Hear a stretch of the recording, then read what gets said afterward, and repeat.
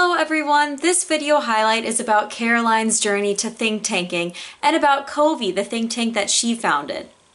Caroline describes that she had quite an inadvertent path to working in politics and that she never really intended to work in think tanks.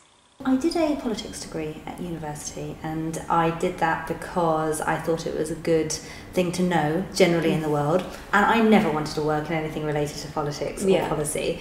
So it was a little bit of an accident, really. My career ambitions were originally to go into PR and communications because I thought that the way you communicate ideas is the way in which you change the world, you know. And one of the factors behind founding CoVi was my experience in the more conventional think tank world, and the fact that a lot of time and effort and goodwill is spent on doing lots and lots of really interesting work behind the closed doors, and then sharing that with a wider audience, with a public audience, really only happens at the end of the process. In the sort of world of Wikipedia, where we're all really used to having sort of access to knowledge and information directly, it seemed like such a waste to do the process behind closed doors and then make the output public. So as much as possible, we at CoVi try to make the ideas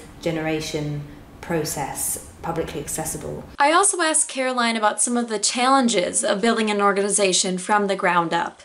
The challenge in the early days of an organisation is being able to build that reputation, grow a reputation so that people do think that you're doing something serious, and you know, it's not another kind of flash in the pan. And maybe that is a little bit sort of bespoke to the world of, you know, think tanks and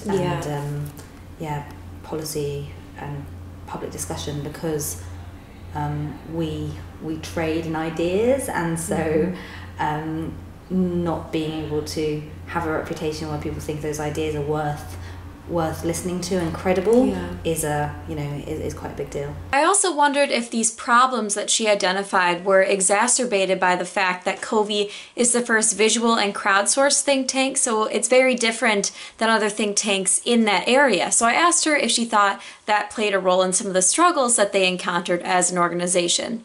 So we don't deliberately not do the 50-page report. In fact, we have done, but it's all about kind of going beyond that and seeing that as the primary goal. And because CoVi is so young, I wondered if she felt a personal responsibility to ensure that her vision for the company was realized, or how she delegated her work to her employees. It's a really difficult one, actually, especially because the stage that we're at, even though we're 2 years old, the stage that we're at is still very much a forming stage. So I think once things have settled down a bit more and we're more of a stable organisation, you already have a lot of these processes and ideas and ways of working and principles in place. But because we're still making these up as we go along, I think it does mean a little bit more kind of a sort of oversight from me than it will in future.